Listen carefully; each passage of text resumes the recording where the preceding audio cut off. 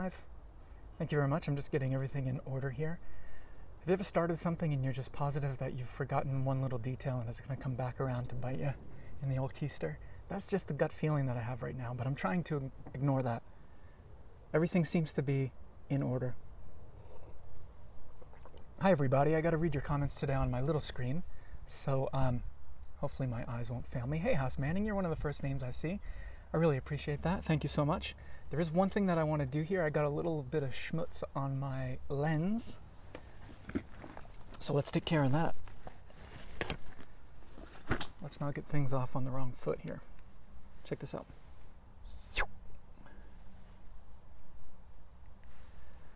Sorry if it felt like I was jabbing your eye with that, but this is about as manly as a weapon as I ever have, this little lens cleaner.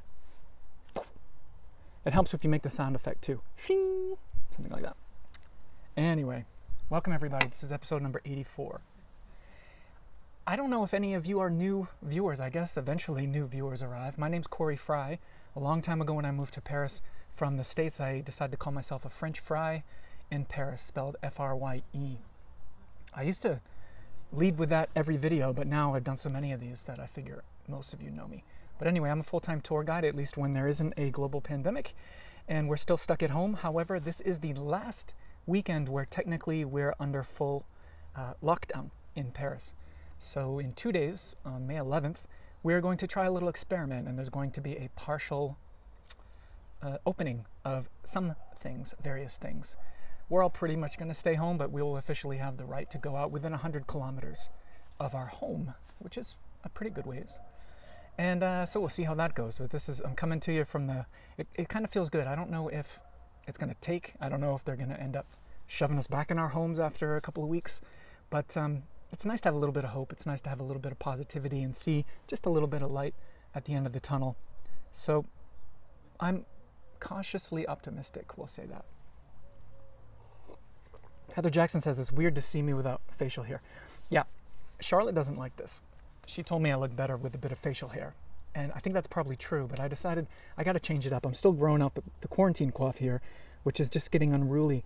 But I thought, let's not have that, let's not have the bush up here and the bush down there.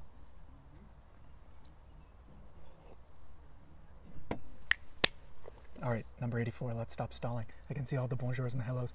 The reason I'm off to this side in a very peculiar manner on the screen is because I'm going to pull up some images. Last episode, if you didn't catch it, we did a Sidewalk Cafe Q&A, and there were so many questions left over that I didn't get to answer. So many good ones. I thought we would do a part 2 here.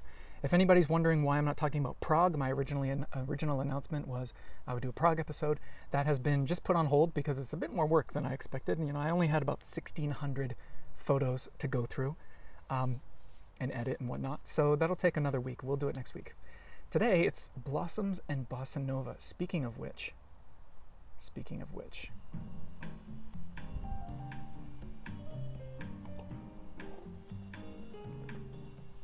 Cafe Creme, of course. That's Bossa Nova, my friends.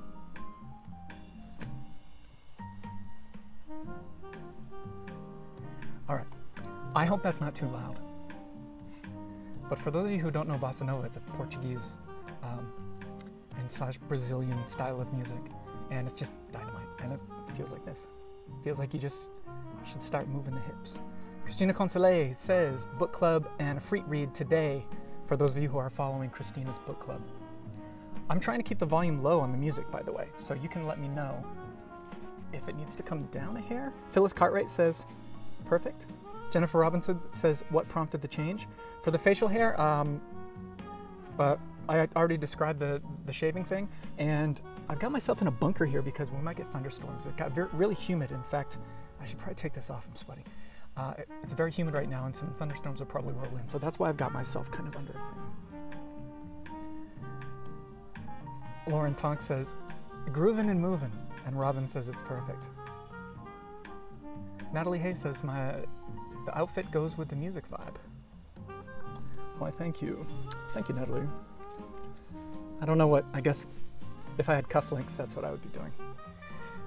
Let's start with the blossoms. I've got a whole slew of cherry blossom photos. Of course, this year, It was the first spring that I didn't get to enjoy them in person, and I know it's similar for some of you. Some of you plan your trips to arrive in Paris so you can enjoy the cherry blossoms in March, April. Couldn't do it this time around, so these are a salute from the last couple of years. Some of my favorite ones that I've taken. These are my photos. So let's pull those up here on the old split screen. And let's just start. Eventually this little slideshow will run out, it'll stop, and I'll have to restart it. All right, here we go.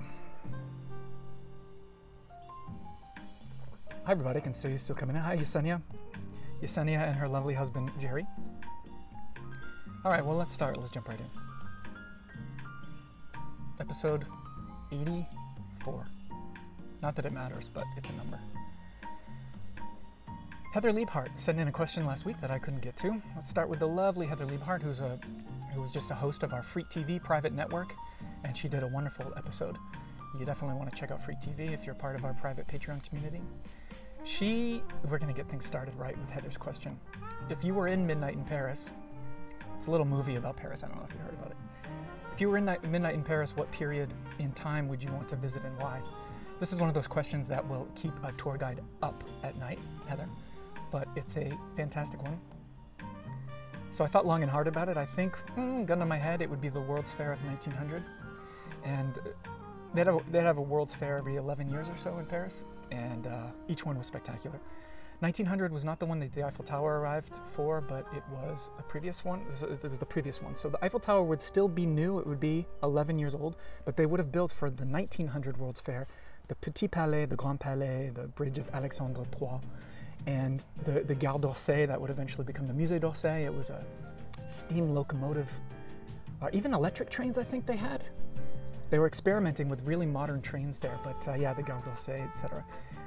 You also had Art Nouveau. You had artists like Mucha. I highly recommend you check out Mucha. His name is spelled M-U-C-H-A. And yeah, the Art Nouveau architecture. So 1900 specifically, that would probably be the sweet spot for me. They're also installing the metro, which would have been exciting and cool, and those Art Nouveau Hector Guimard cast iron metro entrances. This is by the way, me miming the little frog eyes of the metro. This is not a Velociraptor impression, but I don't know why I do this with my teeth, that's ridiculous. So, without the teeth, Art Nouveau metro entrances. Someone just said it's their favorite artist. Robin Ward, favorite artist. You're talking about Mucha, perhaps. Just beautiful. I did a blog post, I'll put a link in the description after the fact. I did a whole post about an exhibit of Mucha that I saw. Now, my second answer, Heather, because there's always a plan B and a plan C. 1874, first Impressionist exhibit. The first time Monet, Cézanne, Renoir, Degas, they all got together, they exhibited. Huge failure, a lot of you know the story, but I would like to be there to check it out. And maybe buy a few paintings in the process. And then also, this is a bit of a cheesy plan C, but I would like to go back to those first 5 days that I spent in Paris when everything was brand new. I would like to watch myself experience Paris again for the first time. That would be a kick. Angie Parra says, 1874, great answer. Happy early Mother's Day, by the way. Tomorrow, Sunday, is going to be Mother's Day, at least in a lot of the world. Not in France, by the way. It's always offset. I don't think Father's Day is, but Mother's Day is always offset between the US and France. It's bizarre. So for that reason, after this, I'm going to do a private chat with my Patreon members, and I'm going to talk to my mom via Zoom live. And not just my mom, but a couple of my siblings as well. And so we'll talk about various things, and I'm sure they'll talk about me and how awesome I was when I was young and how I never did anything wrong. No embarrassing moments at all. It's been smooth sailing for 43 years. Heather Liebhart says, great answers and great times to go back to. For me, cherry blossom photos, it's like spoonfuls of Haagen-Dazs, honestly. You can never have too much. And even when you do technically have too much, when you overdose, you never really regret it in the end. You're just like, okay, well, I'm sick, but I'm going to do it again. That's how I feel about cherry blossoms. And hopefully I'm going to notice when the slideshow stops so I can reset it. There you go, Heather Liebhart. Thanks for that great question. Tara Bag is out there saying, so looking forward to the private chat with my family. Tara knows my family very well. Next on to Leslie Marshall Sams. She says, other than your backyard, which I'm in right now, where's your favorite quiet space in Paris? That's another one that's so hard. So hard to answer. But I found one for you, and hopefully this is a spot that a lot of you don't know about. For me, a quiet space is really enhanced and made more special by the proximity to the commotion. You know, it's kind of easy to find a quiet spot if you're going way out into the far reaches of the 14th arrondissement or the 20th or something. Everything's quiet out there. But what if you're right in the heart of the city and you go just one block over and all of a sudden, if you didn't catch that. It's called the Square Louvois, and it's spelled L-O-U-V-O-I-S, Louvois. A little bit like the Louvre Museum. Square Louvois is just west of the Galerie Vivienne. It's a little northwest of the Palais Royal, and very close to the Bibliothèque Richelieu. There's a Bibliothèque Nationale. I feel like I just botched Richelieu's name, but I'll blame it on the heavy cream in my coffee.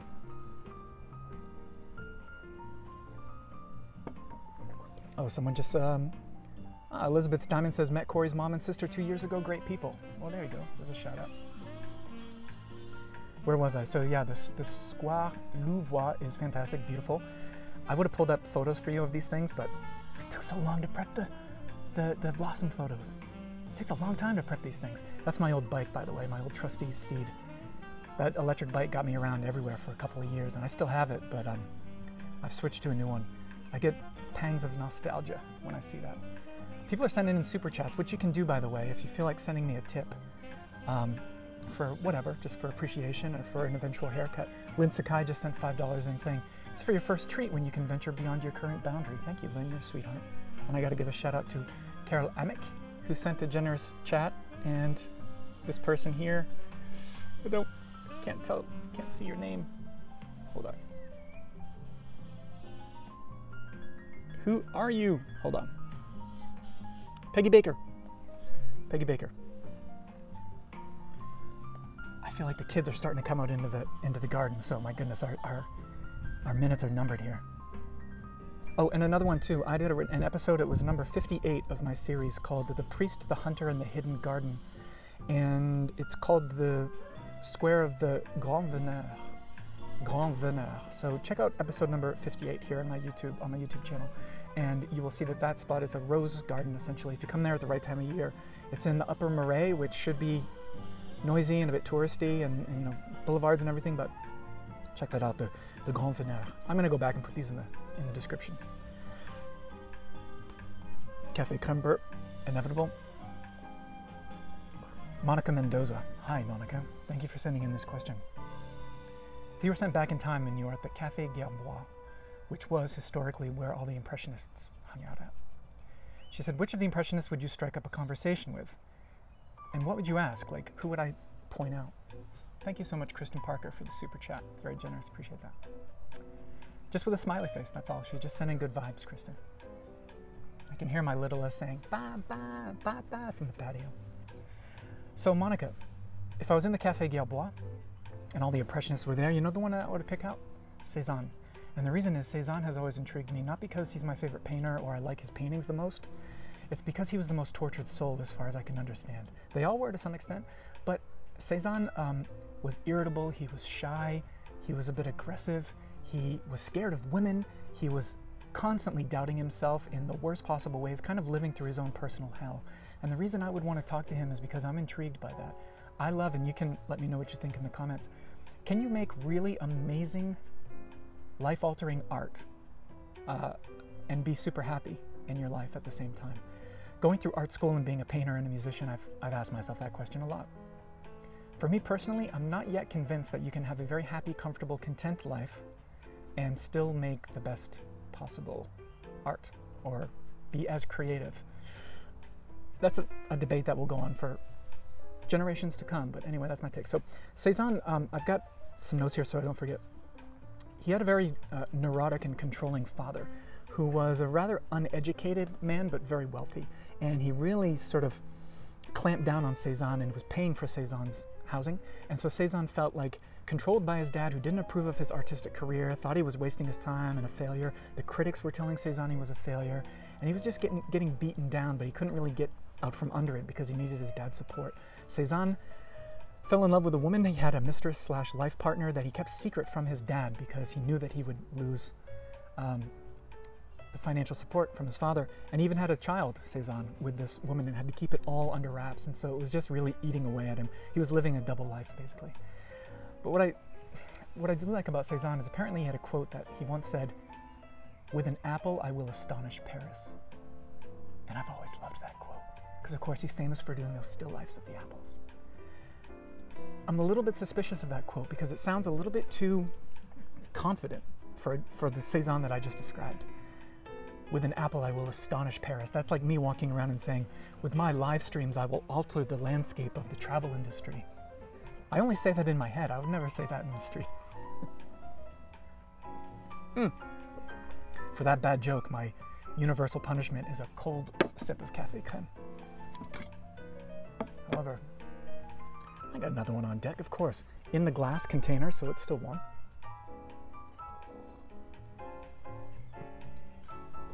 Where was I? So yeah, Cezanne, that's who I'd talk to. I'd want to just get into it and be like, what's your everyday like? How are you managing to paint even though you're clearly miserable? He didn't even make any money off his art till he was almost 40. So there you go, Monica. Trying to give some thoughtful answers and decide like where can I go that's not super obvious. David Nicholson, here we go, this is a nice informative one. Is there a story behind the typical Paris terrace table and chair like on the sidewalk cafes? Why rattan chairs everywhere in Paris? There's actually a style that was invented in the 1850s. This guy, his name was Michel Tonnet, T-H-O-N-E-T. Looks like Thonnet, but Tonnet. Michel Tonnet invented this idea of the bistro chair. That was the name of the style.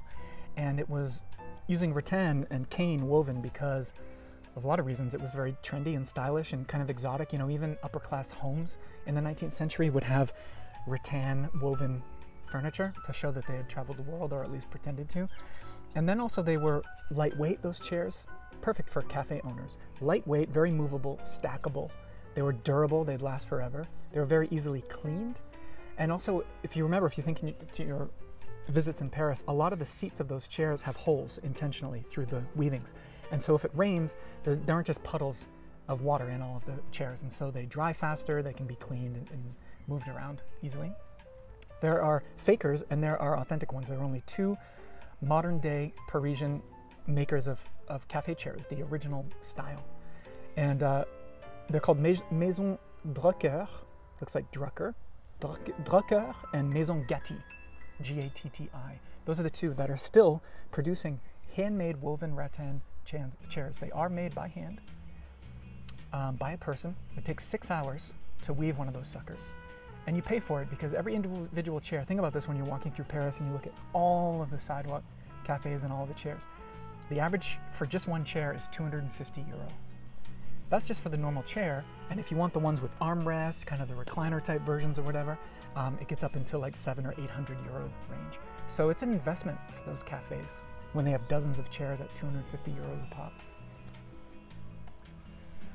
So there you go. That's why the rattan chairs, lightweight, durable, easy to clean, don't get too wet, they dry quick. And it's been, you can actually look on the back of each one, and for the little panel on the back, a little plaque that will tell you it either comes from Drucker or Gatti. Phyllis Cartwright says Paris wouldn't be the same without those cafe chairs. That's so true.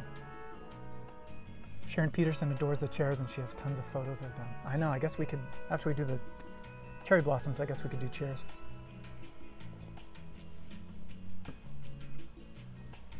Paris is such a good city for overdosing on those details. Doors, door handles, door knockers, balconies. I mean, you know the drill.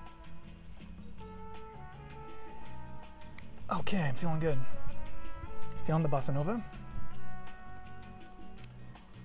What's the next question? This comes from Janet Wambolt or Wambolt.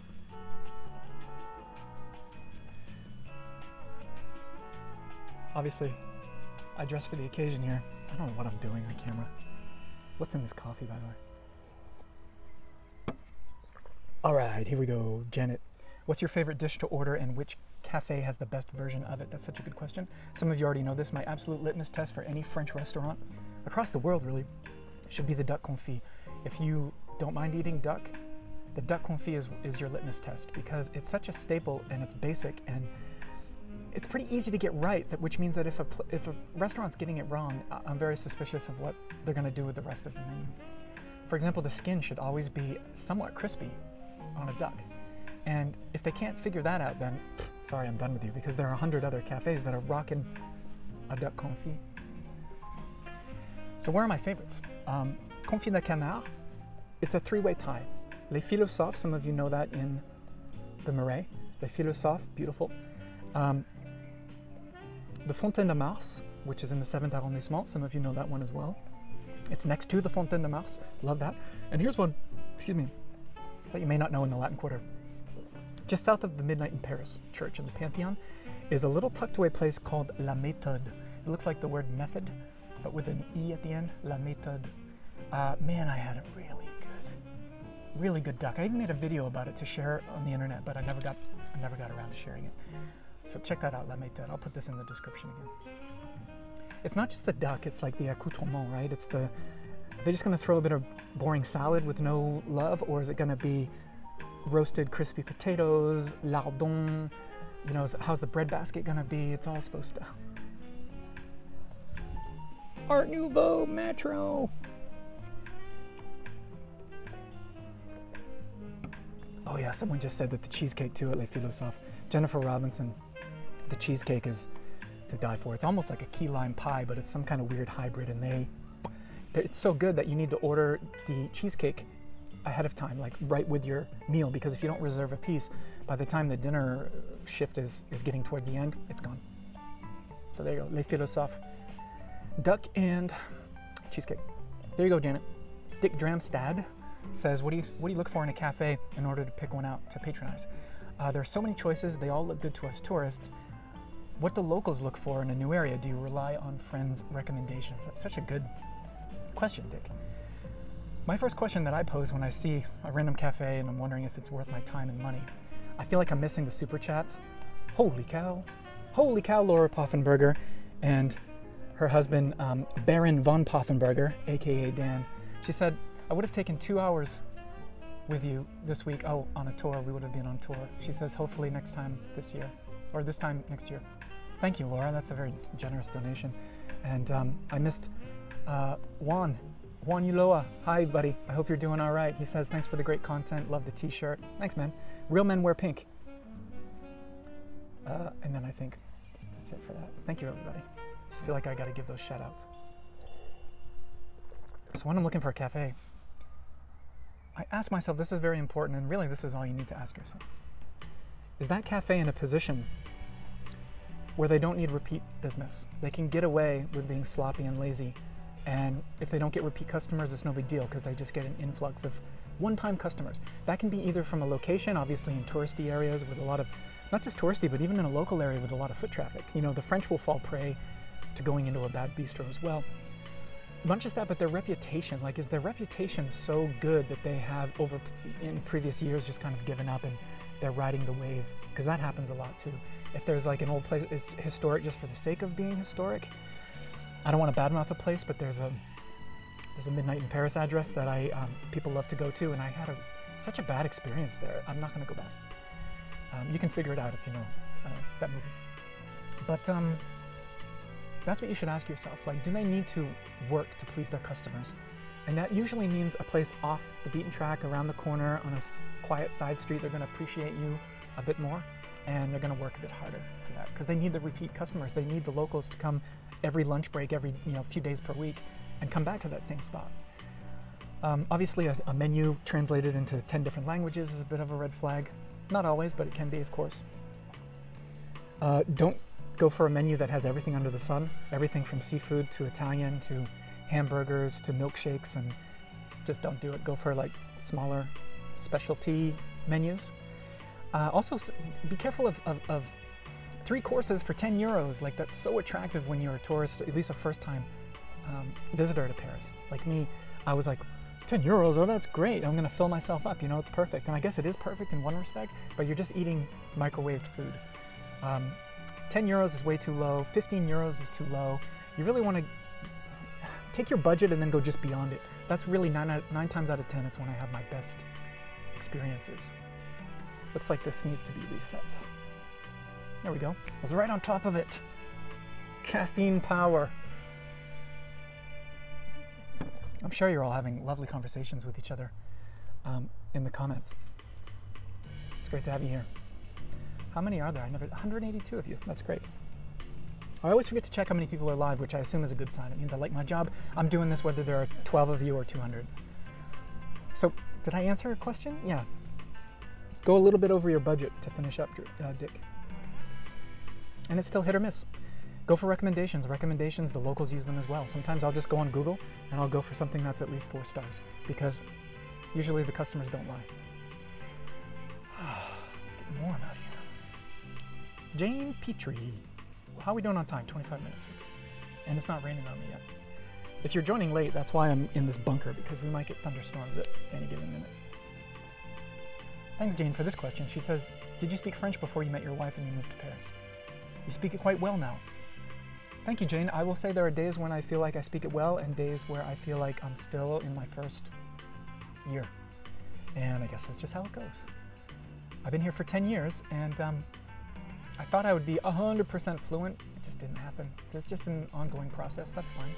Reminds me of one of our great followers in Fritz, Lisa Chorney, who was talking about she's been meditating for years and years and years. And she said it's not like you perfect it one day and you're like, okay, I'm a perfect meditator. It's just, it's kind of like that. Maybe that's a good way to look at it. Back to Jane's question. I speak all right, French okay, my secret weapon is having a French wife. But I will point out, I thought I would use this as an opportunity to talk about a couple times I've royally screwed up in French in those kind of gut-wrenching, embarrassing moments. First of all, have you been to Montmartre, any of you? Sacré-Cœur? At the bottom, you have these guys trying to sell you bracelets. And it's a scam because they act all super friendly and they're your best bud. And they come up, especially to the ladies, and they'll tie their little homemade bracelet on you. And once it's on you, they hit you up for money. And if you don't pay them what you want, it gets a little bit aggressive and nasty. I had a little altercation with one of those guys when it was very early in my time in Paris and my French wasn't that good. And we started to exchange and I was like, hey, because he was touching me and I was like in French trying to give him the business. Of course, I was way in over my head. And he's like, this sort of built guy from a certain part of town and I don't know why I got all this bravado, but I almost got my butt kicked because I made a mistake in French. I wanted to say to him, get out of here, which I guess the polite way would be, allez-vous-en, But instead I said vas-y, which kind of means go there, but in that context, vas-y would mean go for it, go, do it. So honestly, I could have gotten flattened by this guy because he starts talking smack and I'm like, vas-y, like go for it, bring it on, like do it. So I could have gotten stomped. And I imagine if it had gone the wrong way, I'd be like in the middle of a beating down on the pavement and this guy wailing on me and I'd be like, what happened? What? Oh, that's why. Because I said vas-y instead of allez-vous-en. So, gotta be careful sometimes. I guess the moral of that story is just don't pick a fight. Or at least do it in your native language. So that was one. The other one that was really cringeworthy, I had gotten a fight with my boss when I worked for a guy, a job that I hated a couple years in. I was in our studio apartment, just Charlotte and I'm pacing around on the phone. Now, any of you who speak a foreign language, you know that on the phone is even tougher than in real life. We got into a fight. He didn't agree with something and it was a misunderstanding and I kept saying to him in French, like I'm pacing and nervous and I'm like, I gotta try to defend myself in French to this boss that I don't really like. He's kind of a dink. So I was like, no, it's all a misunderstanding, which is a malentendu. Oh non, tout ça, c'est juste un malentendu, c'est rien, non, c'est juste un malentendu. And I said it over and over to this guy, it's just a misunderstanding. So I hung up on the phone, I was like, I was kind of shaking, and I was like, well, I think I did all right. Even though it was in French, I think I held my ground and I explained to this guy and diffused the situation. Charlotte says, you probably don't want to hear this, Corey, but I just listened to your conversation, and every time you thought you were saying malentendu for misunderstanding, you were mistakenly saying malentendant, which means a deaf person. And my heart just sank into my stomach, and I thought, no, I just spent that whole argument basing my argument on a deaf person? Like, no, this is all due to a deaf person. Don't worry, it's all good. To this day, I don't know what the hell my boss thought of me on the other end of that line. And I'm just, to this day, it's one of those things that I would never, every time I think about it, I'm like, ooh, I get the heebie-jeebies. Jacqueline says, oh la vache. Corinne says, oh no.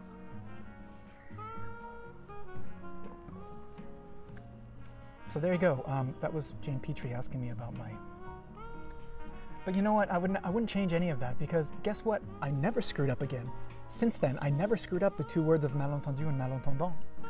And that's the moral of the story. Those hard lessons are the ones you never forget. Heather Jackson. Hey, Heather Jackson. You know her, you love her. If money was no issue, what arrondissement would you live in and why? Selena Wilson also sent this question. One of our other followers, Bruce Jewell, actually came in even before me and had the perfect answer to this. He said, well, if money was no object, I'd live in all the arrondissements. Well done, Bruce. I love that cheeky and very true answer. You just get a place in all 20 of them. Huge Paul de Montmartre, Heather. I just love it for all the reasons that are obvious. It's really a special, I think that if there's a place where you can still tap into what Paris used to be, it's in those little remote parts of Montmartre. However, the truth is, when all said and done, it's just too far away from the center of town, and because I want to sample all the other goodies in central Paris, Montmartre is just a little bit too far away, and forget about biking, which I love to do. So I'd have to give up Montmartre, and I'd probably go to the Marais, I'd go to the 4th arrondissement. Always come back to the Marais. Plan B would be the 13th or the 14th arrondissement, which is in the southern part of the city, towards the edge. There's just all these little villas and cobblestone alleyways and dead ends and leafy, flowery, blossomy residences, and man, people are living well. So yeah, the 13th or the 14th arrondissement, if money was no object. And then of course, as a plan C, I would take all of that money that you spoke of, and I would just buy myself an old sprawling chateau property in the countryside. I was talking to Christina Consolet about that as well. She has a dream of that, just buying some rundown chateau, working on it. And I told her, you gotta really, really love that dream, because once you get into the thick of it, all the red tape, the administration, the mold and termites and all the stuff that you don't expect, you gotta really, really be ready to renovate a chateau. My hat is off to those who have done it or are doing it. There you go, Heather Jackson. We're almost done. Lauren Tonk. What a great name. Sounds very French, T-O-N-C. Where are the best people watching spots in Paris? Perhaps to watch the most artsy people, live music, etc. I'm truncating her question. I would go to Place de la Contrescarpe in the Latin Quarter off of the Rue Mouffetard, 5th arrondissement. I find that it's a square, so squares are always good because you can sit in one cafe and just look at everything else, right? You've got the vantage point of what all the cafes are doing. There's often live music there. There's a guitarist, an accordionist, a singer. They'll usually come through, the local musicians, Place de la Contrescarpe, day and night. There tends to be some little performance going on there. You know where else there's often live music, almost without fail, is right where the Ile Saint-Louis meets the Ile de la Cité. There's a little bridge across. I know many of you know it well. There's a little corner cafe that we walk by all the time. It's called, I wrote it down so I wouldn't forget, La Brasserie de l'Ile Saint-Louis. So the brasserie of l'Ile Saint-Louis.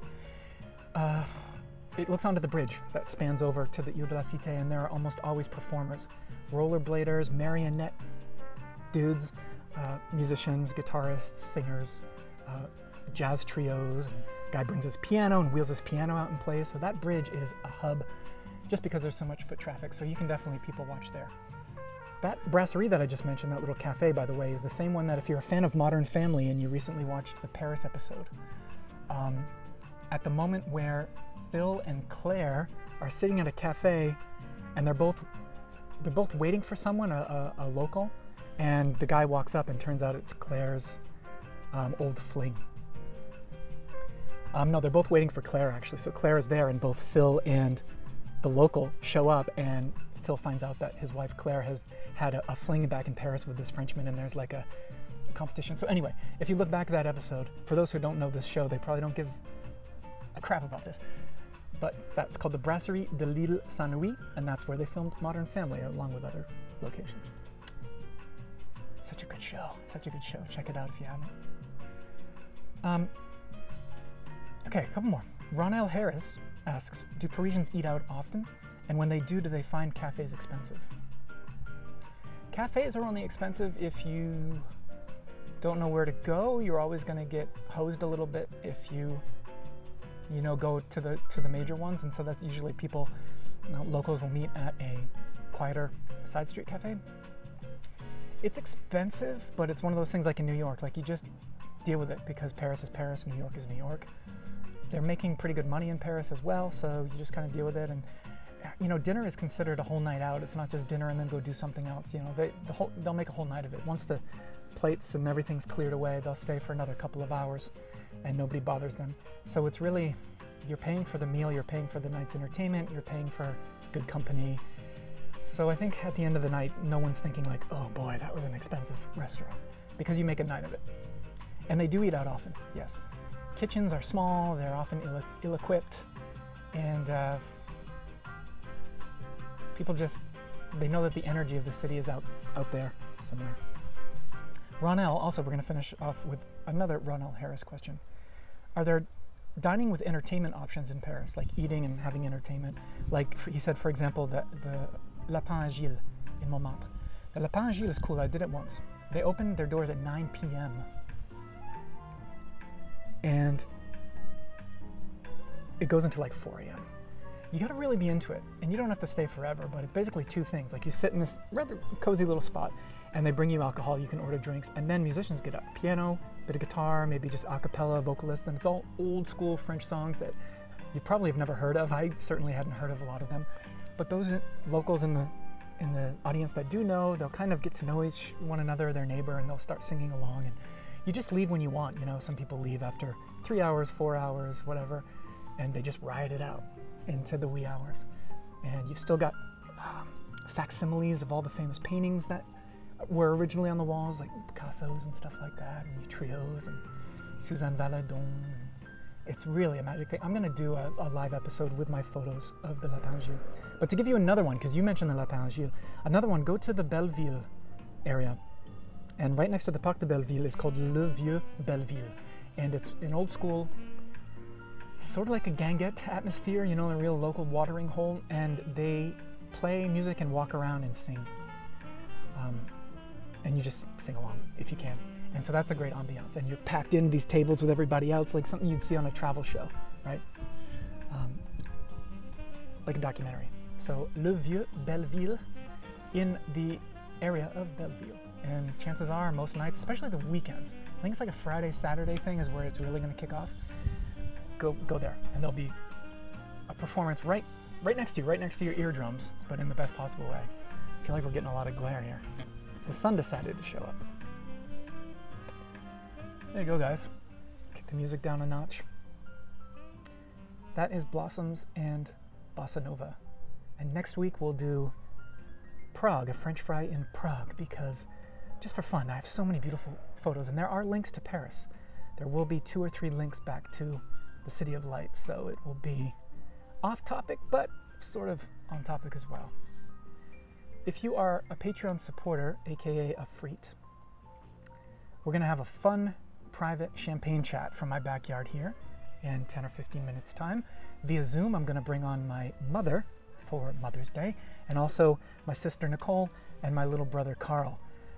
All 4 of us chewing the fat, answering your questions that my Patreon members have sent ahead of time, and it should be a good time. And we're all going to get lubed up on alcohol. My sister, even though it's going to be like 10:30 in the morning in New York, she's whipping up some Bloody Marys. It's going to be a good time. So that is privately. Now, please, if you want to view that live, go to our Cafe Chats group in Facebook. I made the mistake last week of talking about Zoom, and some of you thought, oh, I need to go to the Zoom room. No, don't go to Zoom today. Go to our Cafe Chats private group like you always do for the Cafe Chats. And that's it. If you want to become a Patreon supporter and get access to all kinds of private content, just more and more great content, including Free TV, this private network of shows that we're doing on Zoom for each other, cake decorating, book readings, cook-alongs, tutorials about all sorts of amazing things. You can check that out by being a Patreon supporter, and the link is there, and it helps me out, keeps me going. Thanks, everybody. So I will catch you next week for another one. If you can't bring yourself to Paris, I'm going to keep bringing it to you. I nailed that tagline, unlike last week where I totally botched it, so I'm feeling good. And give me about 10 minutes from now, look at your watches, and I'm going to set up the private champagne chat with my family. I hope All of you have a lovely Mother's Day tomorrow, especially if you are a mother or are thinking and caring about a mother. You're all very, very special. And thanks for the support, everybody. I'm not going to drag out this goodbye any longer. Let's really crank the bossa nova.